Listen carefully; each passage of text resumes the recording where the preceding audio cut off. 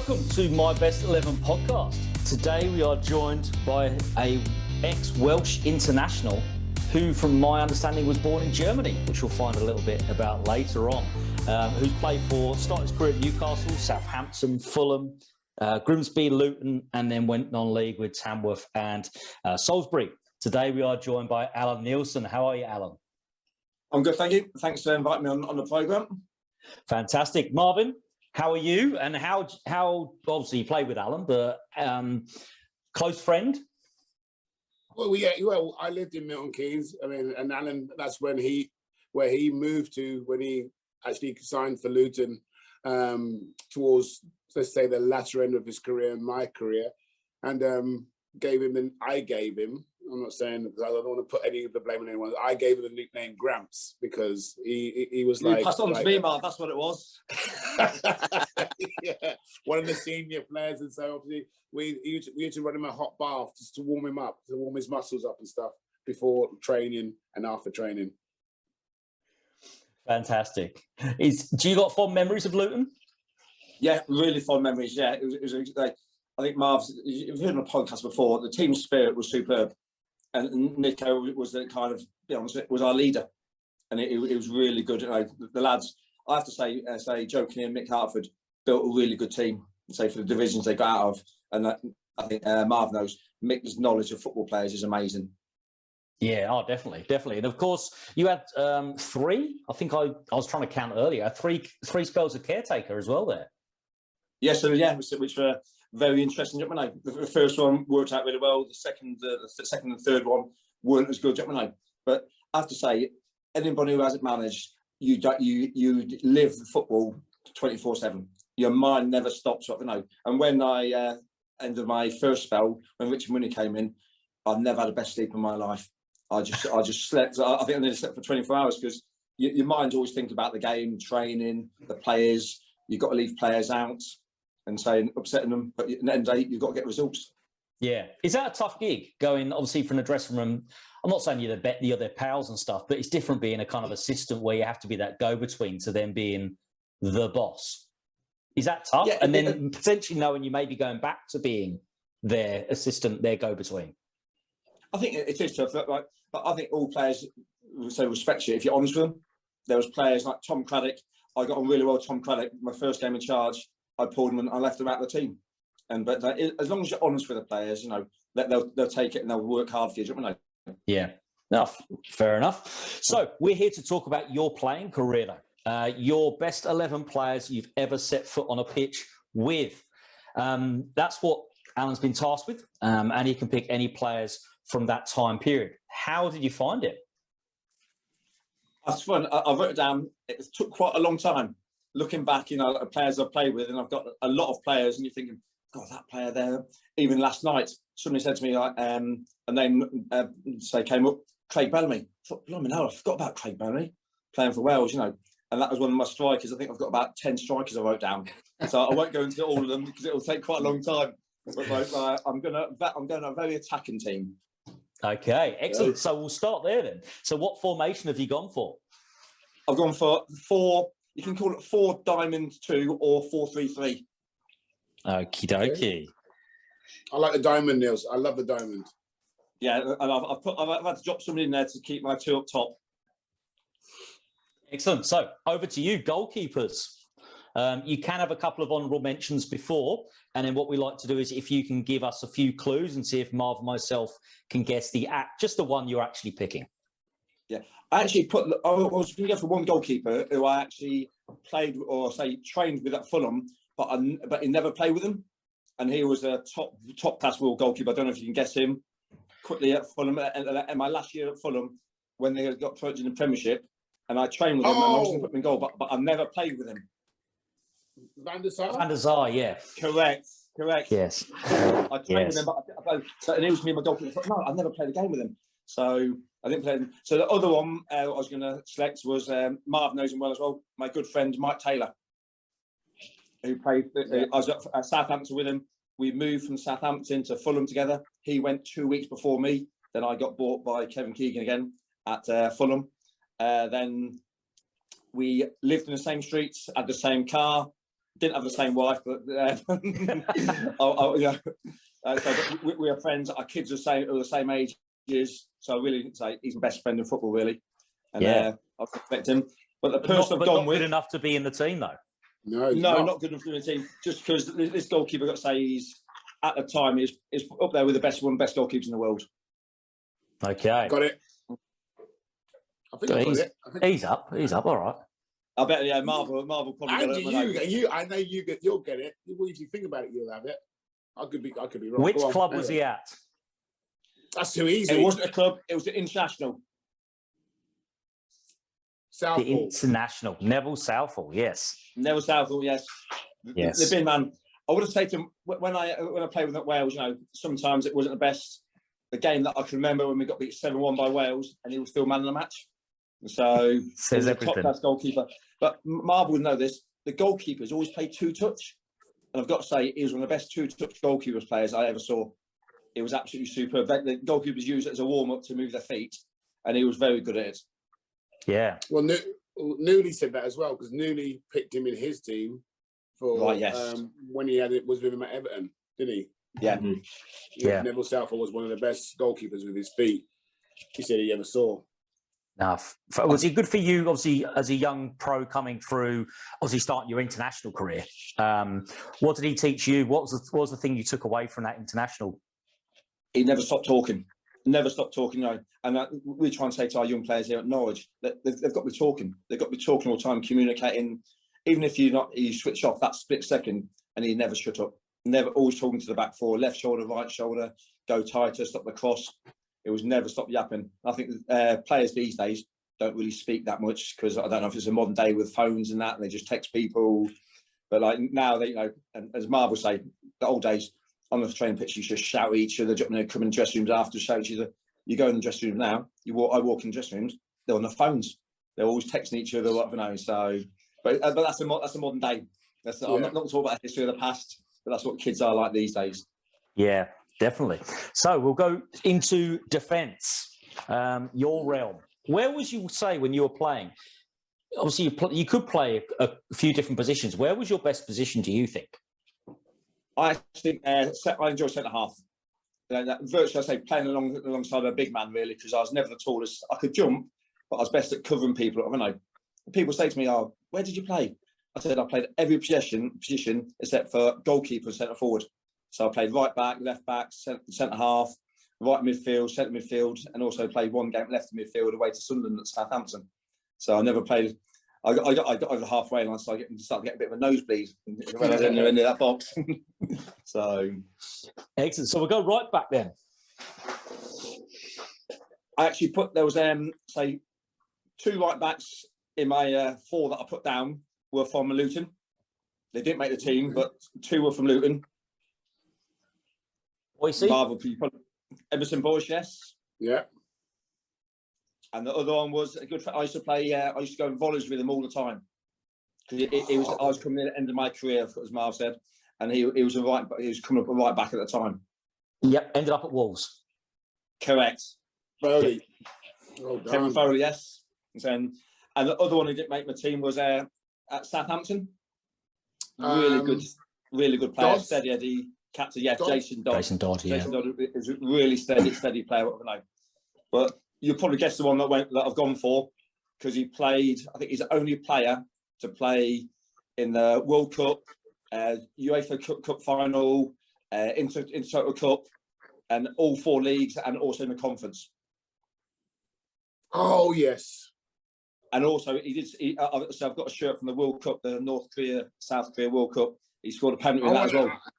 I wonder if Andrew will get this one. He played right back. Yes. Yeah. He actually moved to the club where I met him at. I think it was about 6 months after I got there. Yeah, I think yes. He won the Champions League with Liverpool. He actually changed that game. Go on. Because he got taken off at half time. Sorry, friends. He got taken off at half time.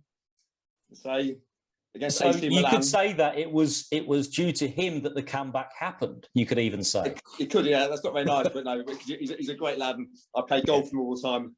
Yes. So Steve Finnan, we're talking about. Yes, Steve Finnan. Yeah. So, and it was an excellent defender. Really good going forward, steady, quick. He's so about 6 foot. Never really got done at the far post, but it was just an excellent all-round player. He was one of the lucky players at Fulham. He got a contract, I think, virtually every month. A new contract off Kevin Keegan and the managers because he was that good. Then, of course, he went on to Liverpool, then Portsmouth. So, no, a really, really good player. No, definitely. Like you said. Yeah, go on, Mark. Sorry. Yeah, no, I was going to say, like, I mean, when you've just said that there, I don't, Nils, about like the little clues there. I don't think too many people will realise that he played non-league. You know what I mean? And gone from that to playing into the Champions League. I mean, the people are thinking, what is he? What, played non-league? They'll be thinking, who's that? Who's that? You know, some of the listeners. Because Fulham actually bought him from Birmingham City. He was playing non-league. Then he went to, say, Birmingham bought him. Then he was there for a little while and he came. When he came, nobody knew him. And it was just the research that Fulham did to get players in recruitment. And he was straight away, you knew he was a top player. Yeah. No, that was, you mentioned in terms of recruitment and stuff like that, you worked under Keegan a few times. Is that something that you think he was good at? Do you think he put a lot of time and work rate into that? Because most of the clubs, or 2 clubs you worked with him at, he had a bit of money if he wanted it. Do you know what I mean? At Fulham, it was the start of the Al Fayed change. And obviously Newcastle, when he was there, when you were there, he had a lot of money under, was it Shepherd, was it? Yeah, Shepherd and Hall. Yeah. So John Hall. Yeah. John Hall and Newcastle, no. So do you think that he gets the credit, or do you think he just had so much money that, I mean, what are your thoughts on that? I think it's the same with the jigsaw. You still got to put all the pieces together. Yes, he had money and he went out and got the right players. But his mentor behind him was Arthur Cox, who's been in the game for a long time. And I think Arthur Cox did a lot of work, you know. And of course, the recruitment team did, you know, they had money, but he still had to get the team together. And the players he got, I think like all teams these days, they do loads of research on players. And the team that he knit together, I would say he probably wasn't a coach. He was a winner. Kevin Keegan was a winner. Everything people ask him, what was he like? So he's a winner. Everything he's done. He went to live in Spain. He played golf. He got down to 6 handicap. I had never seen him play, but I heard he's a really good tennis player, and he's meant to be excellent at that because he puts his mind to it and he works like virtually in his career, his football career and his management career. Everything he touched turned to gold. He got rewards, you know, and say the team we put together at Newcastle. You know, as we know, they should have won the league, but that's history now. Yeah, definitely. So move to left back. The other side for Steve Finnan. I put 4 down again here. One's from ex-Luton player. Tails? Yeah. Correct. Yes. Yeah. Because when I first came to Luton, I played left back, and he actually played in front of me, saying left in midfield. So I got to know Tails and say quite well. Other one, there's 2. One was from Newcastle. John Beresford. I was going to say that. Yeah. John Beresford. Yeah. I've got this one at left back. I haven't put him in my team, but I think you might sure get this one because I thought about names because I know you're so good, both of you. I played with him at Southampton in the reserves. He was a young player. Wayne Bridge. Yeah, damn. You did your research too well. Yeah, Wayne Bridge. You know, it was very. He actually played left wing at that time, and of course they converted him to a left back now, and he went on to have a great career. You know, at that time he was an out winger. But the player I've gone for left back because I had to say my balance of the team had to be better, so I had to go for a solid left back. Is he got sold from my first club to a team near Manchester for a lot of money. Then he broke his leg in one of his first games live on Sky TV on a Friday night. And he's one of my really good friends. I used to stay in his house on the Saturday nights after we used to play for the youth team. Oh, is he right-footed? No, totally left-footed. I thought you'd get this one. No, I mean, where did Robbie Elliott play? Left back, you've got it. Oh, it's Robbie Elliott. Oh, okay, yeah. Rob Elliott, yes. I did. So he went to City, did he? He went to Bolton. Oh, that was yeah. Bolton. Sort of Bolton, then Bolton, then he went back to Newcastle. I think he went to Sunderland. Sunderland, yeah. So yeah, it was a solid defender, an out-and-out defender. Loved the tackle. Say not really, couldn't really bomb forward, but he was very decent on the ball, just very calm, and he could slide balls down the side really well.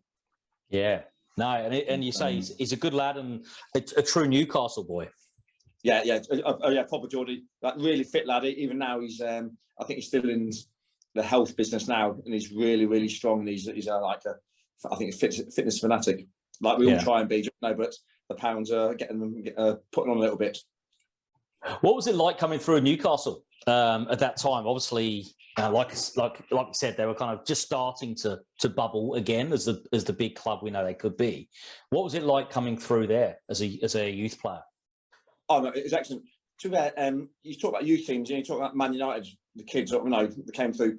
We had a real good crop as well. In the space of about 3 years, there was Steve Howie, Lee Makel, Alan Thompson, Lee Clark, who's the same age as me. Lee Clark, Lee Makel, who went and played a few games for Blackburn. That we had a really good squad. We actually thought, Marvel would probably say to it, when you're under 18, you get 2 years in the FA Youth Cup. And we actually thought the second year we'd do really well, but then we got beat by West Brom 2-1. They scored 2 late goals, and we never. But with that team, we won the. I don't know if Marv ever went to it. The Milk Cup. No, we didn't go to it. There's a tournament in Northern Ireland, and we actually played Man United in the final, and beaten 1-0 at Coleraine in front of 10,000 fans. And that was my first time I actually turned up for my. I'm showing my age here. My YTS contract. The youth training scheme, and now it's scholarship and say the YTS, but they're really good times. I've heard it on the podcast before that Sean Dyche was saying about the lads doing jobs, and now they come in and play. And I think, as I agree with Sean there, he actually says makes you work hard. My day with Newcastle was a cold place anyway. You had to go and clean boots in a freezing. There's a hut. There was no heating in there. Clean boots, and it was absolutely freezing. But you had to wear 2 or 3 pairs of the pros boots. And no one does any boots now, Nielson. None of the kids do any boots now. No, say no boots. No jobs. Like we've got cleaners here. We've actually got a great facility here now. It's brand new. It's 3 years old now, and the cleaners come in every single day, clean the whole place up. What's the thinking behind that? Who's made that decision? Is it different per club, or is it a general FA decision? Yeah, it was an FA and Premier League decision, but I think some clubs can still do it, but there's not many that do it at all. So what they should do? They should maybe give some, I don't know what to call it now, if it's a scholarship or apprenticeship now, to maybe one if someone wants to volunteer. Voluntary career boots, they might just get a kickback and say, well, look, we're going to take you on, right? Because you want to graft, you want to know what the real world's like. Then you can't force them to do it, but just say, look, if you're willing to, maybe a late shuttle, what, I don't know, they call it over here a walk-on. I mean, they don't have to do jobs, but some people who are not quite there, they can go to any top university and be a walk-on, not have no help with money, no anything, but still train, but be way down the pecking order, but still might get that opportunity if they're lucky that there's about 20 people who are not fit, but you get that chance, and it's happened. Didn't Jürgen Sommer say that was? Yeah, was like that. Walk on, I think he also said Brad Friedel was that as well. I think he said from memory. Yeah, maybe that's the way of bringing it back, Niels. Yeah, it should be. I think Marv was saying, a lot of the time it's been the right place at the right time. Getting your break, as Marv said, there might be injuries. You might be 5th down the pecking order, but then they say if you play centre half, all centre halves might get injured at a football club, then you get your chance. And I think someone at Southampton, you say sink or swim. Go across the first team. You either swim or you sink, and if you sink, you're back. And that's like we say to our boys, you might get one chance. You might get one chance of going to impress the manager. You've got to take it. Yeah, no, definitely. So centre backs. centre backs. I only went for 4 centre backs that I thought about. You know, so this would be quite a quick one. One was from not my team. One was from my Luton days. Marvin Johnson. Not quite. No, Marvin's when I was. I was old. I would say someone like Coiney. No, didn't go for Coiney. Younger than Coiney. Oh, Curtis. Correct. Yeah, Curtis. Curtis. I'll never forget that. I don't know if you trained that pre-season, Marv, when Daley Thompson came and took pre-season, and he went up the hill. And up the hill, I hurt my hamstring on the first day doing the bleep test. Grumps got another injury. No, but I remember that day because I remember that pre-season. Curtis was just flying around the track because as we know, he was a great athlete. You know, and then the history. Then he went on. I think that was the same thing we said before about having a chance. There was loads of injuries to centre halves. Then Curtis got in, and the rest is history. He went and did well and had a lot of good moves. Yes, so, definitely. But he's not made your team. No, he's been team. There's one more. There's one more who didn't make the team as well. I played with him at Southampton. There's actually 4 players came in one hit really. You probably won't have this one. I don't think it'll have him in. But Richard Hall. No, Hall was there my first year. I only played him for a year before he got sold to West Ham. What's his name? Benali? No, Fanny was a left back. Fanny was a left back. Who else was at Southampton then? He's a hard player, Fanny was. Nicest man off the pitch, but on the pitch he was an absolute nutcase. Yeah. Who else was there then? Lundek Varm? Correct. Klaus, Klaus was like, so calm, like tall, effortless. Just it seems like he was never out of like second gear. He read the game. Is the other one at Southampton as well? The other one? We're thinking no, the one that I picked, the 2 that I picked from my team, not from Southampton. I played with both these ones. Who actually, one was at my first club and my second club, and the other one I played internationally and at my 3rd club. I'd go. One was Cookie. Yeah, Cookie, Chris Coleman, leader, great captain, great lad, and also he's getting the team, great player as well, great player. Yep. I'm going to go. The other one has got very long. Oh, really? You've mentioned him already today. No, I haven't mentioned this player. No. Oh, I think it's the guy with very, very long blonde hair. No, you think of Dan Peacock? No, I was thinking of Barry Venison. No, not Barry Venison. Because didn't you play with him at Southampton and Newcastle as well? Oh. Correct, yes. What about Southampton and Newcastle? You played with this one? No, this one I played with at Newcastle and my 3rd club. Fulham. Philip Albert. Correct. Philip Albert. Yeah.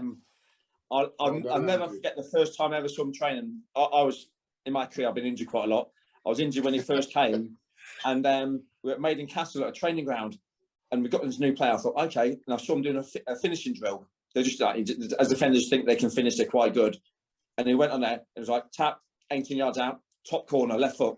Not bad. Next one, tap, left foot, top corner again. I thought, flipping, I can't do it again. Left foot, top corner again. He had such a sweet left foot.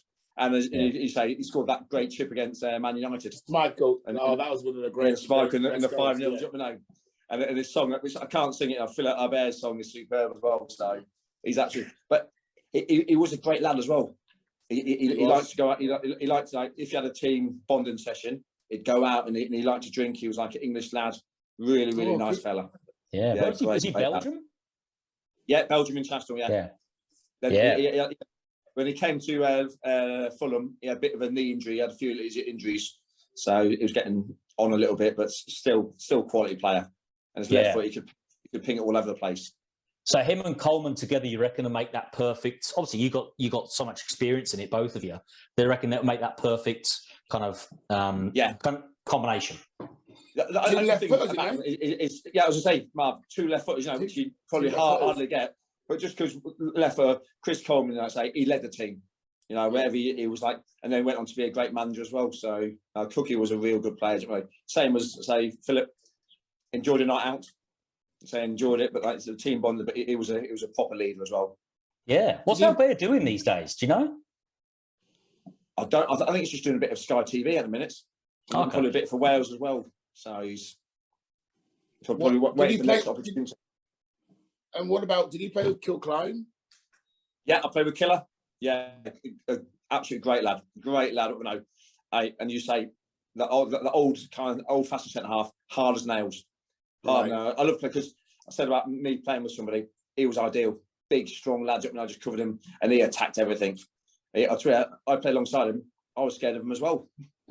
And the other one I was thinking of, I don't know, but if you played with him, though, if he was already left, was the one who went to Tottenham and left-footed again, went to Liverpool. I can't think of his name now. It was a celebrity. Ruddock. No, I never played with that. No, I never played with Ruddock.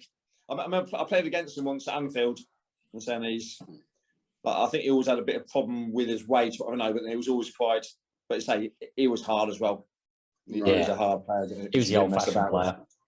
Yes, definitely. Okay. While we're talking about Southampton, before we go to a break, I'm actually just going to ask you if you can just, because I was doing a bit of research on Southampton strikers. I know we haven't got strikers yet, but you're not going to pick this player. Were you at the club when the whole Ali Dai thing happened? I was there, yes. It was Souness, is that one? Was it Souness? And he brought him on for 20 minutes? Yeah. And then realised it was a joke? Yeah. Can you just talk through what actually happened behind the scenes there? Do you know, or what the players don't know thought the full facts? But what I'll say again, I was injured again, so I was watching the game up in the stand, and we had loads of injuries to strikers. He came in on a Thursday, and he thought, "Who's this player coming in?" Because as football players, a new player comes in, straight away if he's good, average, poor, And he came in, and I thought, I'm not sure about him. And because we were so short, he put him on the bench for the Saturday. Can't remember the game. Just remember watching it from the box. And he came on and think, oh, no, what's happened here? And by the Sunday, Monday, he'd gone again. So then we knew straight away he's just come and he's blagged it. Or the agent spoke to somebody, said, oh, we need this player. And he came on and he was, by coming in that quick and leaving that quick, you can understand that he was not the player we thought he was going to be. Or the manager. Would he have got a contract? He has to have signed a contract, surely, no? It'd have to have been a contract. It must have been signed like an emergency striker contract or whatever. It must have been for the weekend, or he probably signed a month. Because I think that might be the minimum he signed for, a month then. But it was gone quicker than he came in, really. Surely you all looked at each other in dressing room and went, what the hell was that about? Yeah, and so at that time I was injured, so I wasn't in the dressing room, but it was one me thinking, where's he come from? But straight away, the players, you know that it was just one of them, it was just made up. So right. I actually thought you were going to mention the other striker that time, Eglon Osterstad, who had one season, and that season he scored a lot of goals. Yeah. It's amazing. He was going to be one of my. I was holding him back as one of my potential curveball guesses, but we'll wait till we get to strikers. So what we'll do is we're going to pause there, Alan, and we'll hear a short message from our sponsors, and then when we come back, we'll hear Miles' 60 seconds, and we'll hear the rest of Alan Nielsen's My Best 11. Thank you for listening to My Best 11 Pod. We are currently accepting applications for advertisement and sponsorships. You can reach us at My Best 11 Pod or mybest11pod@gmail.com. Thank you. Great. Back for part 2 of My Best 11 podcast with Alan Nielsen.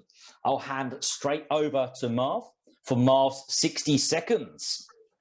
Okay, quick fire questions then, Nielsen. Just answer what first comes to your mind. Yeah. Okay, best ground played at? Anfield. Messi or Ronaldo? Messi. VAR or no VAR? VAR. Favourite sport? Other sport, sorry. Favourite other sport? Golf. Golden goal or penalty shootout? Penalty shootout. Bundesliga, La Liga or Serie A for quality? La Liga. If you wasn't a footballer, what would you have done? A PT instructor in the Air Force. Newcastle, Sunderland, Southampton, Portsmouth, or Luton versus Yellow Team? Which derby do you? Newcastle, Sunderland. Funniest player? Oh, funniest player. Oh, that's a tough one, that is. All right. I'll go Maddis, Nico. All right. One more. Nico. Best player you've seen live. So not on TV, but like you've seen in person. Best player you've seen. Specific player. Peter Beardsley. Okay. Wow, it's interesting ones. I'm not going to dig too far, just because I'm sure we've pretty much got a prediction there as to somebody in the team. We've got a bit of a preemptor there. So, who did you grow up supporting, Alan? Man United. A family connection? No, Brian Robson was my hero. So I used to watch Man United play, and he was my hero. So I supported them. I still get loads of stick from it now. Saying, "Oh yeah, it's because you don't live in Manchester, so you support them." So I always like them. So mainly because of Brian Robson, because I love to say watching him and the way that he played. Yeah. So how did you end up at Newcastle? Long story short, I had grandparents in Newcastle, Norwich. I knew John Ward, the coach at Aston Villa, and I went to Watford on trial. And in my last year of school, I went for trials because I had grandparents in Newcastle, Norwich. I came back for a week's trial in the East Holidays, trained with them for a week. Then I got a letter 4 weeks later saying there's a YHS place here for you. So I said, yeah, I'll take that. And I came back in the summer holidays. But it's funny, when I first started my YHS contract, I had a date the 17th of July to start training. And I came back to England from Cyprus because I did two last years of school in Cyprus. I came back and Dad got a call. Is Alan not taking his YHS? He said, yeah, he's come back. He's got a date, 17th of July. No, the YHS the youth training scheme starts on the 10th.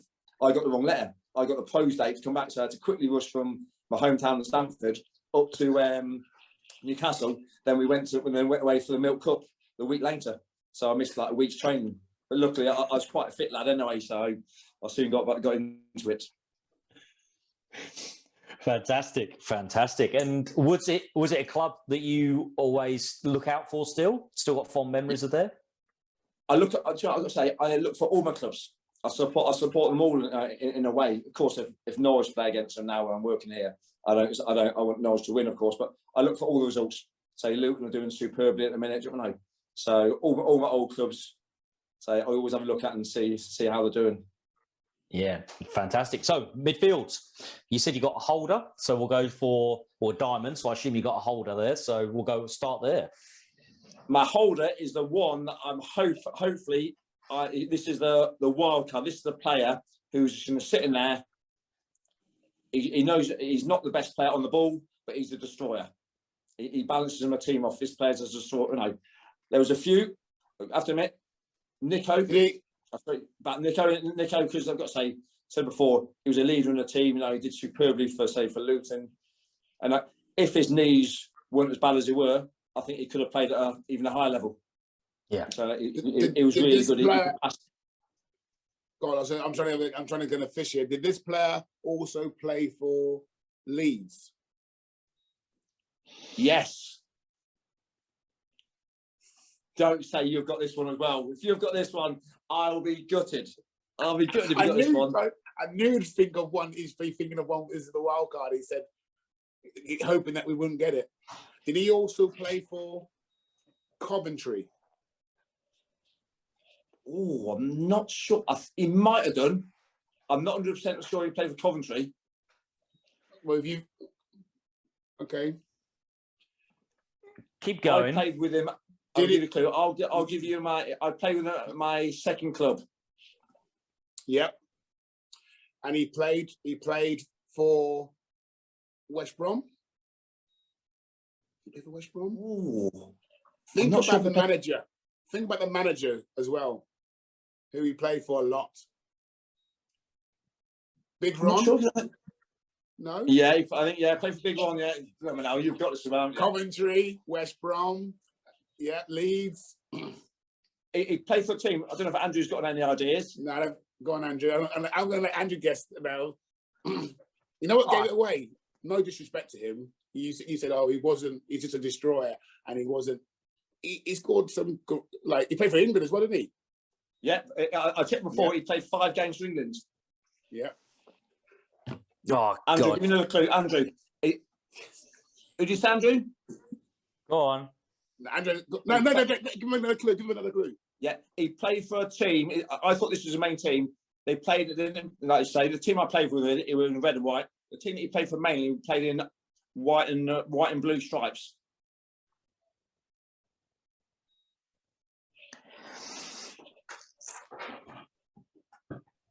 He's a midfield player who could run all day.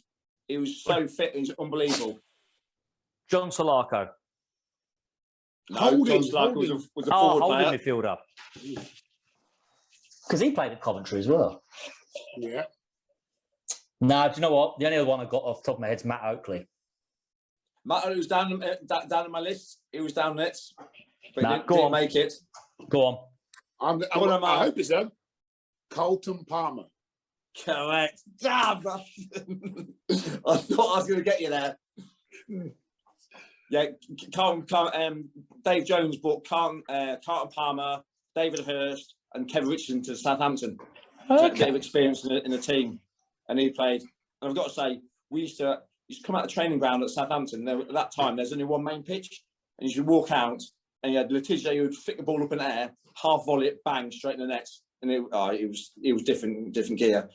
And but then we'd go in the centre circle and do like a circle. And if you gave the ball away, you had to go in the middle. Honestly, sometimes it'd hit his foot, go away, but it'd say, "Anybody want to try and run me? I'll run all day for you." Do you know what I mean? And that's what player he was. He'd just run all day, and he was like, you say, but a great lad again. Really, he's one of them captains. It organised things for the wives, for the partners, and then he was very good.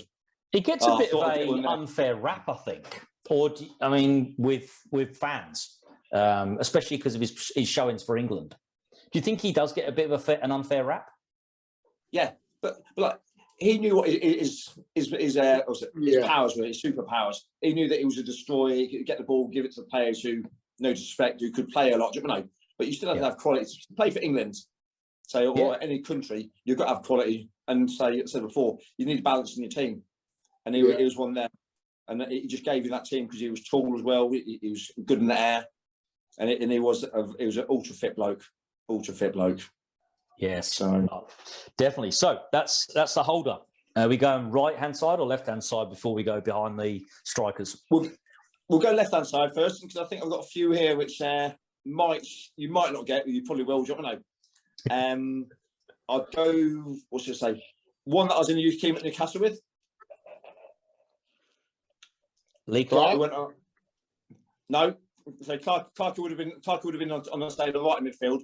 So Lee Clark, he was a year younger than me. His main club was at Aston Villa. He got sold to Bolton. For $250,000. Then he went from Bolton to Aston Villa. And the club where you might know him from is in Scotland. Who's this? He went to Celtic. Oh, yeah. Alan Thompson. Yes, you've already said another player, big, strong, powerful lad, like lovely foot, really, really good left foot. It was another one I played with at Newcastle, who came. Kevin Keegan brought him from Leeds. Not as tall. He's more of a jinky kind of like a winger, drifting side player. Brought him from Leeds. Yeah, brought him from Leeds. Oh. Is he Irish? No, he's English. I'm sure he's a Yorkshire lad as well. Jinky. Yeah, left inside. Left foot, yeah. All left foot. No. Nah. Oh.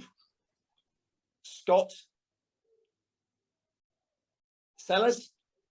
Stellers, I forgot about Scott Stellers. Yeah, you done Yes. it. Oh, I should have gone for it. But he didn't make But me he think isn't Scott his Sellers is a pick, really so good it player. doesn't count, Marv. Yeah. Oh, he damn, I wasn't could have down got you there. He was at Blackburn as well, wasn't he? He was at Yes, yeah. The other player that I wasn't going for, he came in the year that we got promoted to the Premier League. He only came for one season. He had a left footer. This player nearly made my team. yeah. One of the best left footers I've seen. Steve Guppy? No. This player was probably more of a David Beckham. Didn't really beat his man, but he whipped the balls. Oh, did he play for Everton? Correct, yeah. Kevin Sheedy. Kevin Keegan, it was only one season. Like, great lad, wonderful left foot. Like, corners, everything.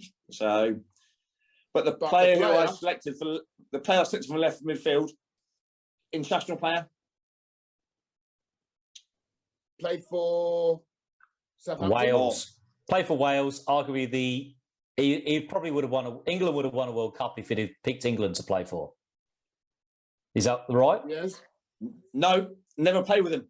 What? I never played with Ryan Giggs. Oh, But my first squad that I went in with him, he was. He didn't really play a lot of the friendly games. Every year, Champions League or qualifier that I played in, he wasn't fit, so it wasn't.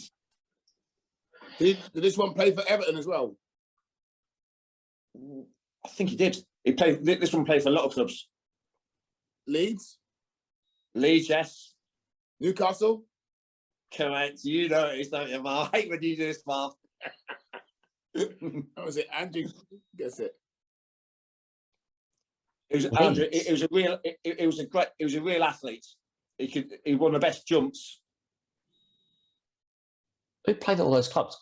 No, Everton, Irish. Leeds, Everton, Leeds, Newcastle. No, go on. I love it when Andrew's straight. Great lad. Say, God rest his soul. Yes. Oh, Gary Speed. Correct. Yeah, Gary Speed. Yeah. Yeah. Wonderful player, athlete. No, and he went into team. So for a bit more height, he could jump. He could play. I actually thought about playing left back.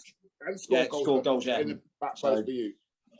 But I think with my team, it's not my team. You see the team. It's not a team that doesn't really score goals because I've gone all. I'm being mainly defender.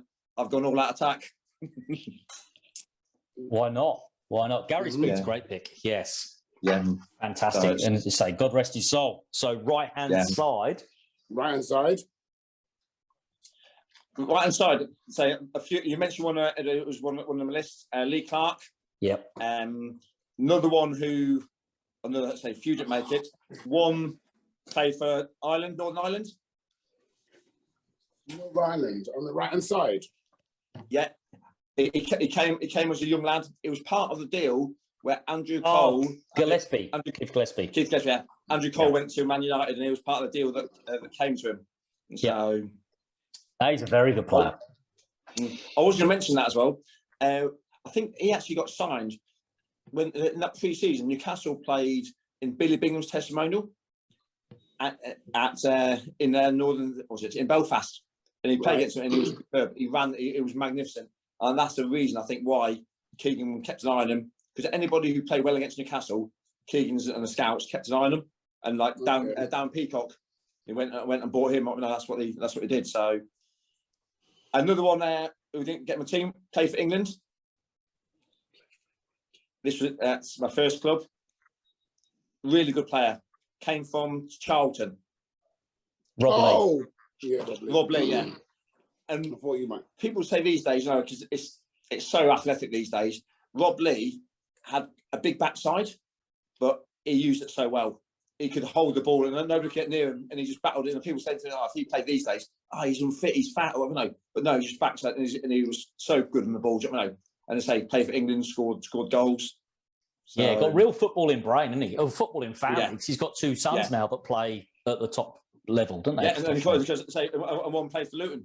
Oh, no, both played for Luton, didn't they? They both did play for Luton, yeah. One's now at Charlton, I think. Yeah. And the other one's up north. Yeah, I think that shows my age because when I was at Newcastle, they were born. So, two other players who I played with. One was at Newcastle as well. Another right winger. Did you sign him from Tottenham? And was it Norwich? Norwich and Tottenham. Correct. Yes. And then you sold him to Spurs. No. I didn't. Are you talking about Ginola? No, I'm talking about Will Fox. Will Fox. Yeah, sorry, Spurs. Yeah, Will Fox. Sorry, I forget about that. Yeah, Will Fox. You know, he was a jinky, so jinky. That, you know, like speed, quick. Because he was so small, his centre of gravity was so low. He had so much power to go past people, move it, cross it. You know, he was a good player. Another one. You might not get this one. I'll get it. I'll get it now. Now that you just said that, I'm going to get it. Right, come on. Fulham. Fulham. Play with them at Fulham.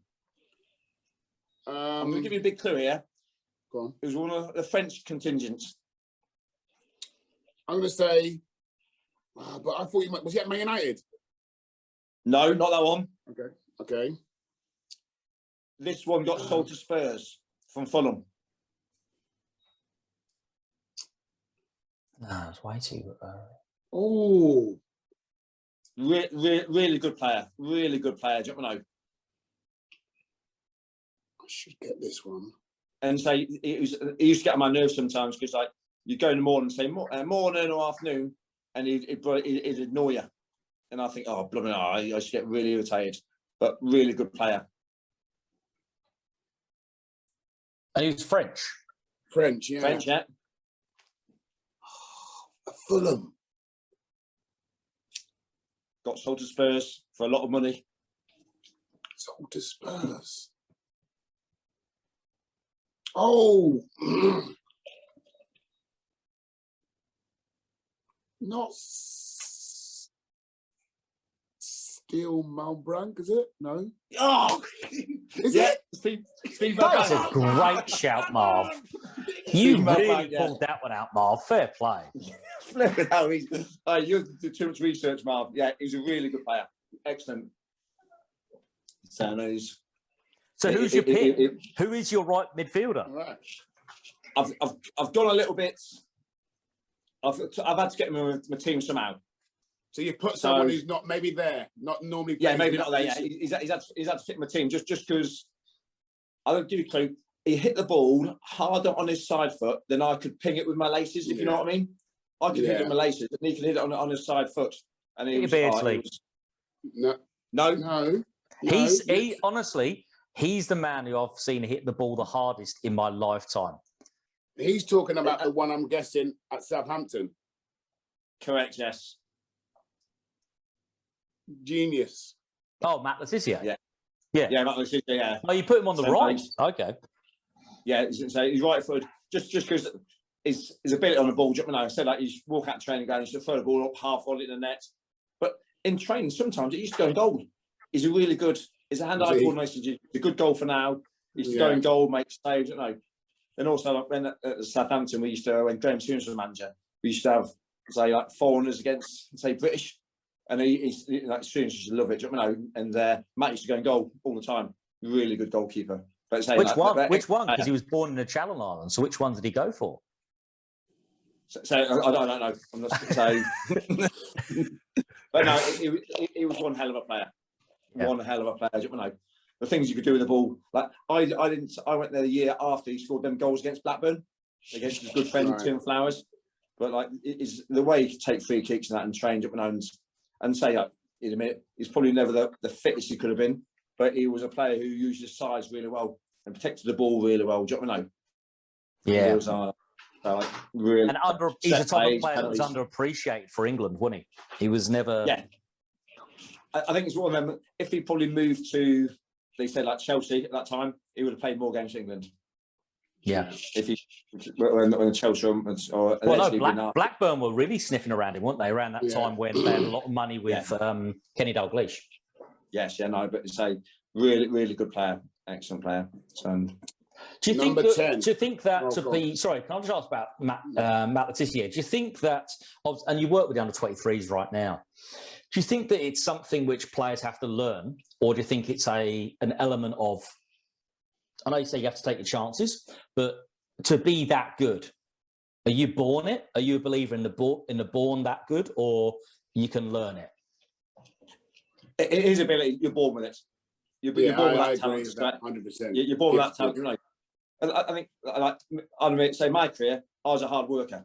I didn't have the talent, but I everything I tried, I give it my best. You know, I say that to my girls: if you're going to try something, give it your best. If not, don't try it. And I've always been the same. Like, work your hardest. And I was lucky with my career. I just kept working hard. I put my head down, said my please, said my thank yous, and that's how I got on with my career. But the Matt Letizia and them players, they're born with it. Yeah, they're actually born with it. They're talent, and of course, you know, you still need your breaks at the right time. But if you've got that much talent, you're going to eventually get through. Yeah. How do you go with that then? Obviously, being under 23 manager, is that a bit difficult when you kind of see players and go, you just weren't born with it, you're not going to make it to that level? Do you make that decision pretty quickly, or is it easy to see? I think it's easy to see. I think if you look at now the coaching the world, I know a lot of players in England play, or players who get in the England squad, a lot of them are hard workers. Yes, they've got talent to get there, but they're hard work. They work hard at everything they do. And I think that if you've got talent, the harder you work, the further you go in your career. And there'll be players who haven't quite got talent, but they'll work like mad, and they'll be in the team. They'll make the balance of the team. Which you'll just got to keep them working. For me, in my opinion, hard, everything you do. It doesn't matter if it's football, say business. Just always give it your best shot. Yeah. Don't have no regrets. No, definitely. So number 10, just behind, or number 8, number 10, depends on how you want to call it. We actually class it as a 7 now, so it's all numbers 10. And I actually say there's 2 or 3 players who could have got this position. One player who didn't get it was, I used to, excuse the French, I used to call him a little shit sometimes. I won't say what country he was from, but I used to frustrate me. But what a player to have in your team. Did he play at Liverpool as well? I think he did. Liverpool was the club I was thinking of. Was it? Oh, no. But like, was you with this player at Southampton? Yes, I was. Yes. This player went. He went on to play for Man City. Man City. Yeah. It was his instance with John Hartson. Yes. Yeah. What a player. Yeah. What Andrew? a player. No. Yeah, Berkovic. Yes. Yeah. Oh, Berkovic. Yeah. We used to the story once. We were training once on a full pitch, and it was like man for man, and I was running all over the place, and he kept on just jogging about and letting his man run away and say you can go and score a goal. I said, "Al, stay with your man." And he's turned around to me. He goes, "Al, you win the ball, give it to me, and I'll play." And my head went. I went mad. I went absolutely bonkers. What I know. So I thought he'd be close to be in and around your team. That's why I didn't want to say it too early. He was that good. He was that good. Yeah, definitely nice. So the player actually selected for, I say, the 10, we'll call it, is actually a player who had to drop in there really because my 2 forwards had to play over now. So, go on, Andrew. You got it. Peter Beardsley. Correct. Yeah, Peter Beardsley. Yeah. I know. So everything I remember once we were up in Newcastle training, and we were playing it was an 8-a-side game, and there wasn't a gap for this pass, but he still put it through this gap, and I thought, how do you do that? And I was training, and I thought, lummin' hell, do you know? And it was just that one. From that moment, I thought, oh. Then he had the Beardsley shuffle, which he just went past Peter. And you said, Andrew, his shots, he'd move his feet so quickly, and he'd have no backlift, and he just quickly hit it. So the goalkeepers can't get set, and the season that he had with, say, Andy Cole was unbelievable. Because you play with him again at Southampton or Fulham? Fulham. Fulham, yeah. Hey, how old was he then? He must have been knocking on door of 40 then, surely. Yeah, I think it was late 30s. It was old now, but he's like, of course, your legs go when you get older. Your brain's still there, but your legs aren't as quick. Which that was a Keegan Trust signing, was it? Because I know what he can do. I bought him in. From Keegan. yeah, and also with the experience that he brought, you know, and brought into the team. So, because so with Keegan, I don't know if I'm the only person that he sold me to Southampton, then he brought me back to Fulham because at the time he was chief operating officer. So he sold me for Southampton for £500,000. Then when I was 2.5 years later, he brought me back to Fulham for 250,000, I think it was. So that's a pretty good compliment. And so he sold me, yeah. But then he sold me again. Yeah. Fantastic. So we've got Peter Beardsley in the what you class as number 7. So who are these strikers? Who are the people earning the big bucks? Interesting. I've got to say, I've capped now 1, 2, 3, 4, 5. Oh, I lost it. I put down, I think there was 11 strikers. So I'm not going to. I put down 11 strikers. The first one I put down, I cleaned his boots for 1 season at Newcastle, and he went on to score 32 goals. Did he? I think it could be anyone. Could it? Portsmouth. 19. Correct. Yes, you know him. Yes. He scored 32 goals in the 89-90 season. And I was cleaning his boots. Quinn? Do you know Andrew? Yes. Mickey Quinn? Correct, yes. Yes. So, 21. Southampton striker who scored 4 against Man United. I think he wasn't selected, but I put his name down. That was at Southampton. Pahars? No, that was after me. That was. Who scored 4? Against Man United? Yeah. Southampton beat him 6-3. Oh. Have you already said his name? I think I have, yes. Eglostenstad. Correct. Yeah. Was that, yeah. It was on. The other one you I think you nearly mentioned before. He didn't get selected in the team, but really good player, young lad at Fulham. Went on to play for one of the top clubs in England, on the world. Who mentioned him? Oh, I mentioned him. Did I mention him? Yeah, I think one of you mentioned him. Well, no, I don't think I mentioned his name, but he's French. Yes, French, yes. Zaha. Oh. Yeah, Louis You Zaha. mean Zaha here. Louis Zaha. He was such an athlete. Like these days, no, I know he played only, was it 10, 15 years ago, but what a player, what an athlete. I know, so mobile, elastic, so he was good. I had one here, one of my strikers I thought you might not get.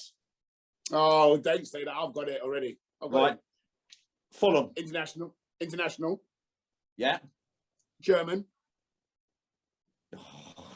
Correct. And you got it? It began with an R. Nils, don't underestimate me. Yes. Oh, what's his name? Hell. Riegler? Yeah. Correct. Even I got it. Karl-Heinz Riedler. Karl-Heinz Riedler. So what an athlete as well he was. He could jump, but like great person as well. Really, really nice bloke.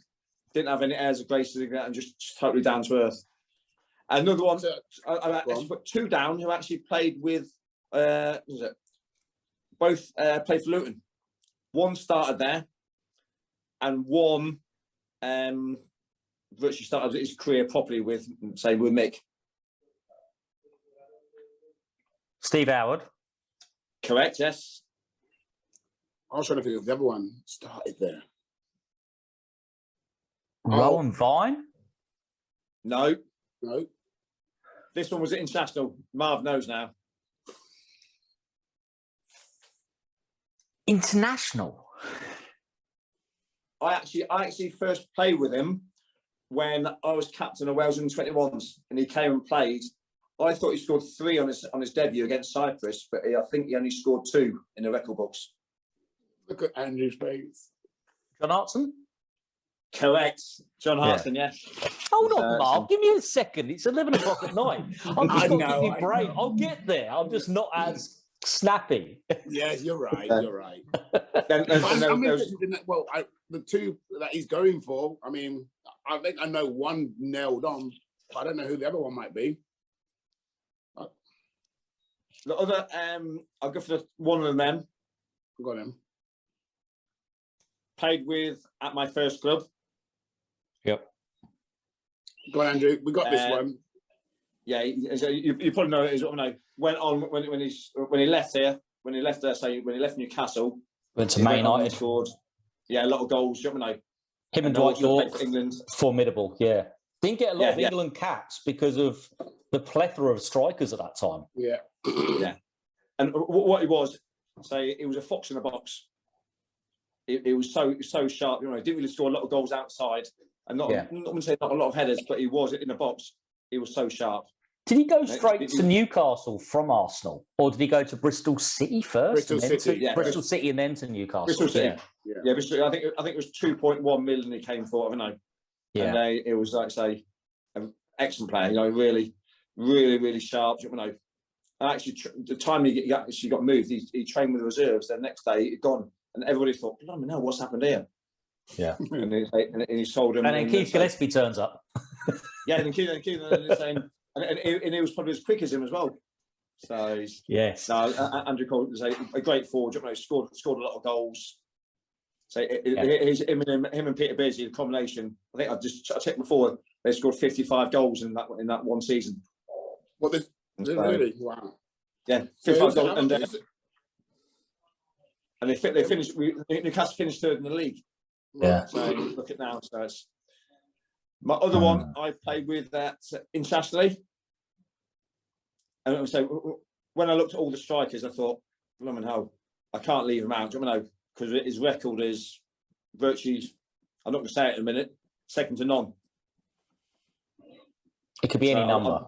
I'm waiting for a few more clues to make sure I don't say the wrong one. Oh, this one. Oh, he went abroad and played for one of the top teams abroad. Then came back to his main club and scored even more goals. I don't know the exact figure of how many goals. I know how many goals he scored in total, but I'm not sure how many goals he scored in the difference. I think one time he scored 100 odd goals, and this time he scored a lot more. Did he go then to Chelsea? No. So it's not Mark Hughes? Not Mark Hughes, no. That's thrown me for a sec. Marv, what are you thinking, Marv? I mean, I think I've got it, but it's like this is quite a long. Well, I call you Grams. It's a long time ago. This player was like a big player for correct a red team. A red team. Then he went to a team that plays in the same colour shirt as Notts County. Correct. Yeah, wow, that is a Rush. I played with at Wales, you know, and I've still got I've got a signed shirt on my in my garage. To Alan, best wishes. Ian Rush. Did you play with him correct. at Newcastle, or did he join after Newcastle after you'd left? Wales. No, but he also played at Newcastle, didn't he? Yeah, I'd left, man. I'd left. Yeah, I play with him. What was he like to train against in Wales, in the Wales team, and another level? Yeah, same. So same as I said about Andrew Cole, sharp in the box, so sharp. You know, and it was his movement. Because I remember I played against for Newcastle. I played against Liverpool. I'm sure it was Rush and Fowler when he was coming to the end of his career. And honestly, it was like Marv will say to you when you play against quick strikers, it was like, flipping, where are they? Like the first half an hour of the game, I thought, where am I? Do you know? It was just flying backwards and forwards. You know, then it calmed down. I thought, blimey hell! And they're just on your shoulder. You look at the ball, they've gone. Where are they? Where are they? So, it was so sharp. Yeah, that's a great team. That's a very great team.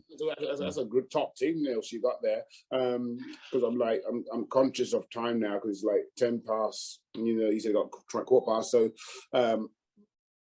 last question we always ask the guests. I think obviously from those who are watching it on YouTube can see like what are you at now? Because obviously you got your Norwich jersey on, but what are you doing now? Since you stopped playing. So I got into the coaching straight away. Or when I was still playing the end of my career at Luton, I was quite lucky. I finished or tied with a back injury, went and played part-time in the conference, and I was also coaching at Barnfield College in Luton, so I did it. Then I was quite lucky. I got the youth team job from Mick Hartford at Luton. So now I've got into my coaching ways, and that's gone from, say, Luton, Cambridge, and now at Norwich. I've been here 6 years and working through the academy, and it's been really good. And now working with the 23s, so hopefully to choose the next player for the first team. Excellent. Fantastic, fantastic. Well, it was an absolute pleasure to have you on, Alan. Lovely to hear, and lovely to go through some guesses. It was really good fun. So I want to say on behalf of myself and Marv, thank you so much Thank for you. coming on. Thanks for having me on. And that was Alan Nielson's My Best 11.